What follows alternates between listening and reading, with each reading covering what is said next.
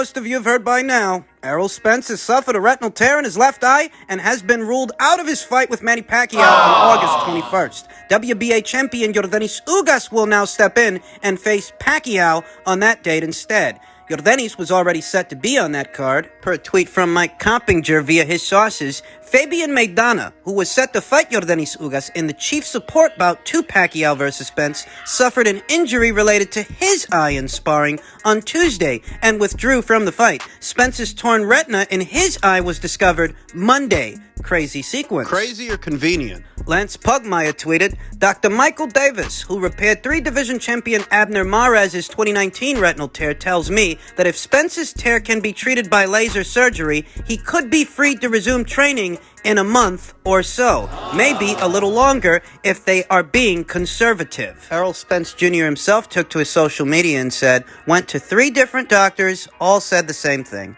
I'll be back for the winter, for sure. What a mess. That's the sentiment that resonates with me the most on the heels of this very, very disappointing news, because this was set to be the blockbuster fight of the summer. There's so many angles to cover this from. I want to say that the PBC really needed this pay-per-view. And not only did they need this pay-per-view, but they needed it to perform. They needed it to do well, because the Fox deal, it's set to expire this year, and you have to wonder how this looks to the higher-ups at Fox. Do they want to stay in the business of boxing, given the instability attached to it, the instability of the fighters? It was the instability of the fighters that got us here. Errol's instability with his alcoholism and substance abuse, getting behind the wheel whilst being under the influence, flipping that Ferrari. Many people think he hasn't been the same fighter since, regardless of what we saw in the Danny Garcia fight. How does this look to the people over there at Fox? If you were watching this and it were you, would you want to renew? Would you want to re-up with the PBC,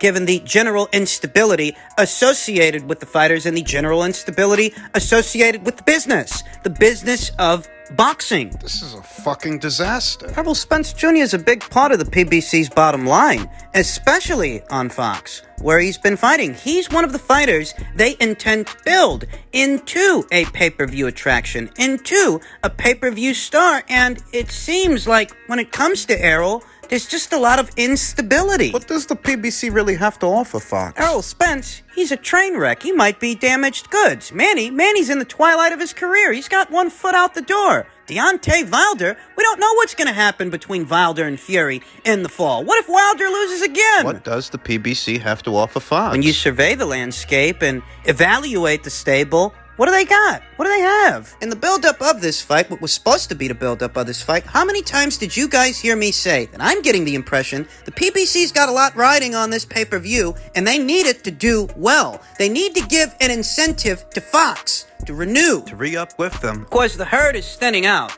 The stable, damaged goods Errol. Semi-retired Manny or quasi-retired Thurman? Wilder, he just got his fucking ass kicked. Bear in mind, you're sharing that one. You're sharing that one with ESPN. Whatever it does, if it does anything, you have to split it with the people over there at Top Rank, ESPN. For what reason should Fox re-up with the PBC? The whole goddamn crap's gone bad. What do you have to offer? In light of this news, that's what you got to think about. That's what you have to wonder. How does all of this look to the higher-ups at Fox? Do they want to stay in the business of boxing when it's so unstable in so many different ways? It's a mess. Errol Spence Jr. has suffered a retinal tear to his left eye. We don't actually know the extent of the injury. We don't actually know the extent of the damage. Michael Davis, he's saying if a laser treatment can fix it, then at most, Errol Spence Jr. will be out a little over a month, but that's if a laser treatment can fix it. We don't actually know here and now what the extent of the damage is. Pretty sure we'll find out in the coming days and weeks. So is he really falling apart? Or is all of this a play to keep Manny, PBC's Isolation Island, for 2 fights instead of just 1? Could that be what this is? You know, there was some leaked footage of Errol Spence Jr. getting touched up in sparring in preparation for this fight. Yeah, there's all kinds of leaked sparring footage these days. And I wrestle with the notion that footage could be leaked and nobody knows about it, and nobody loses their job or gets kicked out of the gym, because you know what people were there when something happens. So is the footage actually being leaked, or is the footage being planted? Could this have all been a prelude? Were they setting the stage for Errol to pull out? Yeah, no. Get the tripod, prop up the camera, show him getting hit here and there, make it look good. That way it'll all make sense when he pulls out. I'll tell you something. Nothing would surprise me, because this could be a play to get Manny Pacquiao to stay on the island for more than just one fight. Maybe what they're trying to do is get 2 fights out of that guy. 2 fights they can use as an incentive for Fox to renew the deal. That wouldn't surprise me. We talked about this already in reference to the Canelo Alvarez situation and what was said to be one of the sticking points that the Canelo people and the Fox and PBC people disagreed on. You know, what's Canelo Alvarez guaranteed should something happen to his opponent? And how, if Canelo doesn't cover all the bases, what could end up happening is Caleb Plant gets swapped out for some other guy at the last minute, and he stays stuck on the island for 2 fights instead of just 1. That could very well be what's going on here. You can't trust these guys. This could very well be a play to keep Manny Pacquiao on the island for 2 fights instead of just 1. Because we don't know what kind of deal Manny reached with the PBC in order to get this fight. We don't know that he has a multi-fight deal with them. We don't know that he doesn't. It all happened so quickly. We're just happy with the fight. The feeling was that he'd retire off of this. Win, lose, or draw, the feeling was that this was Manny's swan song. This would be his last hurrah, since rumor mill is spinning, and what it's spinning is that Manny Pacquiao is supposed to run for president next year in his country. So this was perceived by the boxing community at large. People thought this was going to be Manny's last fight. And if all of this is a play to keep Manny on the island for 2 fights instead of just 1, who says it works? Who says Manny doesn't retire off of the Ugas fight? Depending on how that goes. I haven't even begun to wrap my mind around what that fight is going to look like and whether or not I want to buy it. It doesn't have the same sizzle, the same intrigue that the Pacquiao versus Spence fight had. I mean, let's be honest with each other and let's be honest with ourselves. We wanted Spence versus Pacquiao, not Ugas versus Pacquiao. Is he even going to get the same money for that guy? Of course, you know, you don't make fighting an Ugas what you're supposed to be able to make fighting a Spence. Spence is supposed to be top drawer, top shelf, marquee attraction, pay-per-view guy in the welterweight division, whereas Ugas... Is Manny going to get the same purse for Ugas that he would have got for Spence? Depending on what the answer is, that would thereby vindicate Canelo Alvarez. Because remember, that was one of the sticking points. Well, according to Caleb Plant it was, I should say. That's Caleb's version of the story. We haven't actually heard all that much from the Canelo Alvarez people, Eddie Reynoso. All they said is that they don't want a 2-fight deal. That they are promotional and network free agents, and they don't want multi-fight engagements. That's the most they said. No idea, no clue if Manny's going to get the same guarantee for Ugas that he would have got for Errol. And what's that fight going to look like? And is this all staged? I'll tell you something. It's a mess any way you slice it. If all of this is just a play to keep Manny on the island a little while longer, or it really is that Errol has suffered an injury and he can't fight. It still doesn't look good. If these are shyster tactics on the part of the PBC to get 2 pay-per-views out of Manny instead of just 1, I don't actually think Fox is partaking in those shyster tactics. If anything, these shyster tactics might be geared towards getting Fox to renew. Yeah, they might be pulling a fast one on Manny, and they might be pulling a fast one on Fox, but Fox themselves, they're not in on the gag because Fox doesn't have to resort to these shyster tactics to make a little bit of coin, to make some money. Whereas the PBC, they might have to resort to these kinds of shyster tactics to get Fox to renew. But if it's not all staged, if it's the way they say it is, and Errol Spence Jr. really is injured, that's not encouraging for the PBC either. So I reiterate, Errol Spence Jr. is a big part of their bottom line. He's a fighter that they are very much invested in. So what does it mean for them when that fighter is falling apart? I think we can pretty much rule out a Crawford fight at this point. If I'm being honest, I think a lot of people already did. I've been telling you guys for the better portion of 2, maybe 3 years that that fight Forget it. wasn't going to happen.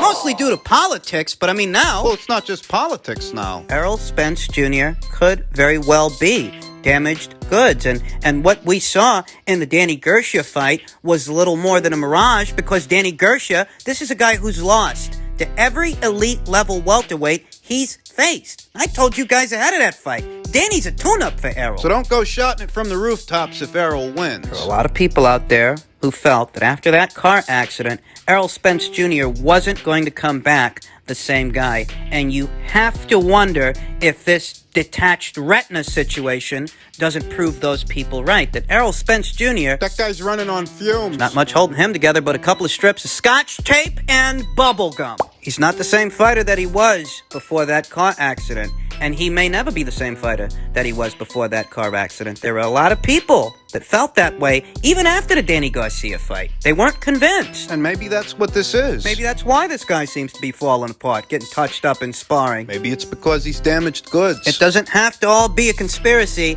It doesn't have to all be a clandestine attempt to get Manny Pacquiao to have an extended stay on the island. It could very well be that Errol Spence is damaged goods, and it's starting to show up. It's starting to catch up to him. It could be that way just as easily as it could all be a play to keep Manny on the island. Your guess is as good as mine, but regardless of which one you go with, it doesn't bode well for the PBC. And it's not a good look at this point in the juncture when they're hoping that Fox decides to renew, to re-up with them. And finally, in other news, a subject I've been meaning to broach. Hearn interested in really fun Garcia versus Prograis fight, but he's not sure if DAZN will pay for it. He was quoted as saying, "That's an example of a fight that, you'll go to the broadcaster with. And two guys that aren't under contract with us," Hearn told host Chris Mannix, who works for Sports Illustrated and DAZN. "And we would say, here's a fight that's in the marketplace. What do you perceive the value of that fight to be? And then you go back to the fighters and give them the number,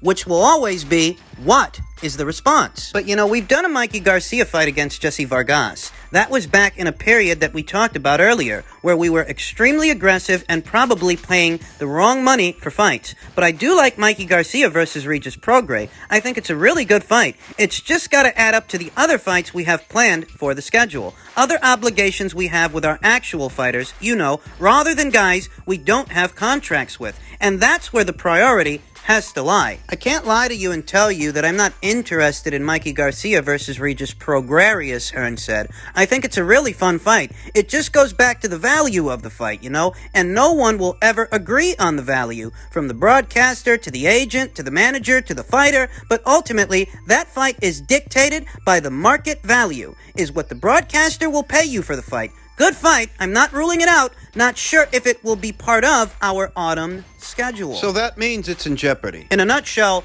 that's what that means, folks. That Mikey Garcia versus Regis Prograis may not happen, depending on what DAZN thinks the fight is worth. And how much money they're willing to put up for it. And if the aforementioned parties don't like the number, the aforementioned parties might decide to either shop the fight to another platform, another network, or walk away from it altogether. That could happen. In the event that the Mikey Garcia and Regis Prograis people don't like the number that DAZN is willing to put up for the fight, they can shop the fight around, maybe take it over to PBC and Fox. PBC and Fox would undoubtedly bill such a fight as a pay-per-view, even though there's no world title on the line. You and I both know that's what they'd do. And that makes the fight considerably more expensive to the consumer. If DAZN does the fight, then you see the fight as part of your monthly and or annual DAZN subscription. No additional charge. But if Mikey Garcia, Regis Prograis shop the fight over to Fox and Fox picks it up, they're going to bill it as a pay-per-view and you're likely going to have to pay $80 to see it. The question then becomes, is that what you want to do? Because that bit of it is up to you. Do you think of this fight as being pay-per-view worthy? Would you pay $80 to see it? That's what the question becomes if Fox decides to pick up the fight. That's assuming Fox even has it in the budget to pick up the fight, if they even want to. Given how things have been going. People over there at Fox might decide they don't want to pick up this fight. They don't want to pick up this card. These guys want astronomical purse amounts. We ain't got it in the budget to give you. We ain't got it to spare. Take your business elsewhere. Where do you take it then? Where do you take it if you don't like DAZN's number and Fox won't pick it up? Mikey Garcia, he won't do business with Top Rank. Well, and the fight's fucking dead. In that scenario it is. The saving grace is that, Canelo Alvarez's next fight, it might end up being on Fox. And that in and of itself, that saves DAZN and Matchroom a lot of money because they won't be the ones hosting his fight and putting up a large guaranteed purse for him. That might free up some money for Matchroom and DAZN to host this thing. To do this fight. If Canelo Alvarez versus Caleb Plant gets made for the fall, and Fox is going to foot the bill, that frees up some money on the Matchroom DAZN side of things to do other fights that are nowhere near as expensive as a Canelo Alvarez fight. Neither Mikey Garcia or Regis Prograis command the kind of purses that Canelo Alvarez commands. So maybe, just maybe, the fight can happen. Now, the fighters themselves and their teams, they have to be reasonable in that situation, because the days of DAZN paying over the market value of a fight, those days are over. You know, when they first debuted in America, they wanted to make a splash, and they did that. They managed to sign a lot of top-tier, top-shelf talent. But they're not trying to make an impression anymore. Now, they're trimming the fat. So don't go asking for an arm and a leg. DAZN is your best bet to get a good-sized price and your money up front. No worrying about the upside of pay-per-views and whether or not Fox will pick it up. DAZN is your best bet to do the fight and make decent money. But you've got to be realistic. You have to be reasonable. You can always shop the fight somewhere else. You know, maybe Fox don't pick it up. Well, what about Triller? They're looking to make a splash in the business of boxing. You can take your chances with them. Teofimo Lopez did. And it has costed him a considerable amount of time for what is an ordinary run-of-the-mill IBF title defense. Better still, Triller is an option, and Regis Prograis. He has fought there before. That's if they're not happy with DAZN's number. The look of it is that the fight is in jeopardy. It is in jeopardy, but there's a chance that it can happen so long as the two teams, the two affected parties, are willing to be reasonable. Of course, nobody's in the business of just giving money away. And Mikey Garcia, he already made a killing fighting Jesse Vargas on that side of the street. The situation has changed a bit since then. You know, Regis Prograis, he's fought in the last 12 months. Mikey hasn't. Mikey's been out of action for well over a year. And if Mikey has any future plans of doing anything, he needs to get back in there. And he's going to need to be reasonable in order to do so. Nobody's just giving money away these days. Not even DAZN. They're trimming the fat, and you can do good business with them. But I reiterate, you have to be realistic, and you have to be reasonable.